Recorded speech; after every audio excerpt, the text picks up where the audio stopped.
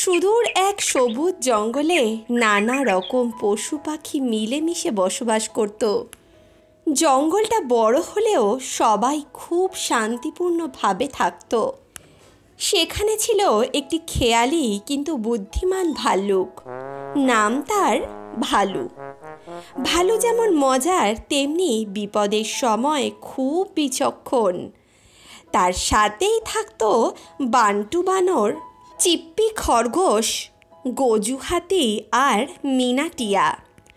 তারা মিলে ছিল এক মজার দল। কিন্তু একদিন হঠাৎ একটা খবর গোটা জঙ্গলে হইচই ফেলে দিল। সকালের আলোয় জঙ্গল জেগে উঠেছে। পাখিরা ডাকছে, বানররা লাফালাফি করছে, আর সবাই ব্যস্ত নিজের নিজের কাজে।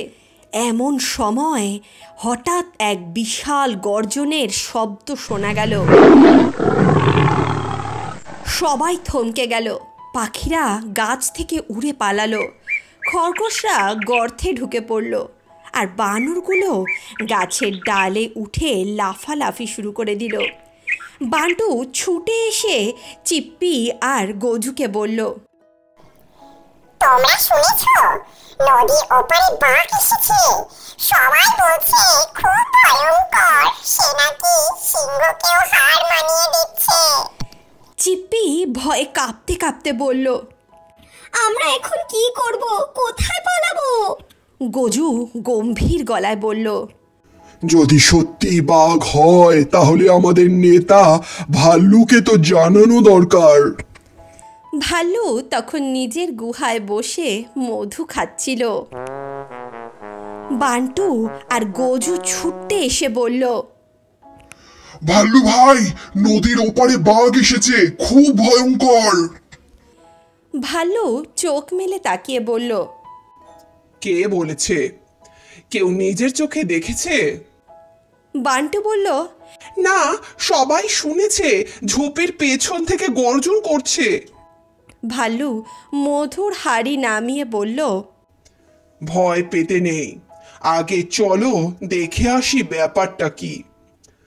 ভাল্লু, বান্টি আর গজু তিনজনে মিলে নদীর ধারে যেতে লাগলো। কিছুটা পথ অতিক্রম করার পর তারা তিনজনেই নদীর ধারে পৌঁছল। গর্জনের শব্দ আর শোনা যাচ্ছে না, কিন্তু ঝোপের ভেতর থেকে করুণ কাদা কাদা আওয়াজ আসছে। ভালু সাবধানে এগিয়ে গেল। ঝোপের মধ্যে পড়ে আছে এক ছোট্ট শেয়াল। তার পা কাঁটায় কেটে গেছে, রক্ত পড়ছে, সে ব্যথায় কাঁদছে। ভালু বলল, তুমি এখানে কেন? তুমি গর্জন করছিলে? নেকড়ে কাঁদতে কাঁদতে বলল, আমি অনেক দূর থেকে এসেছি, পথ হারিয়ে ফেলেছি। হঠাৎ পা কেটে যায়, তখন ব্যথায় চিৎকার করি। আমি কাউকে ভয় দেখাতে চাইনি, আমার খুব কষ্ট হচ্ছে। ভালু তার পা পরিষ্কার করে বেঁধে দিল এবং বলল, চিন্তা করো না, আমরা আছি তোমার পাশে। পরদিন ভালু সব পশুদের ডাক দিল। গাছের নিচে সভা বসল। ভালু বলল, তোমরা কালকে ভয় পেয়েছিলে, কারণ শুনেছিলে বাঘ এসেছে, কিন্তু কেউ নিজে দেখতে যাওনি। বাস্তবে সেটা ছিল এক ছোট্ট শেয়াল, সে ব্যথায় কাঁদছিল। গজু মাথা নিচু করে বলল, আমরা না দেখে ভয় পেয়েছি, এটা আমাদেরই ভুল ছিল। ভালু হাসল। ভুল নয়, এটা শেখার সুযোগ। সব সময় নিজের চোখে না দেখে কাউকে বা কিছু বিশ্বাস করো না।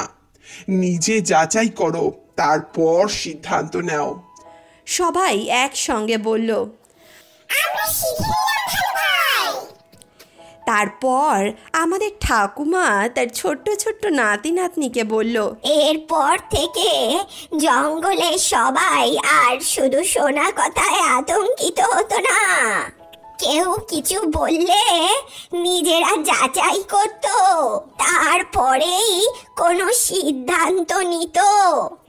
আর বলু সে হয়ে উঠল জঙ্গলের জ্ঞানী নেতা, যে মধু খেতে খেতে সকলকে বুদ্ধি দিত আর সকলেই তার কথা শুনতো। গল্পের শিক্ষা: যা শোনো তা সব সময় সত্যি নাও হতে পারে। নিজের বুদ্ধি ব্যবহার করো।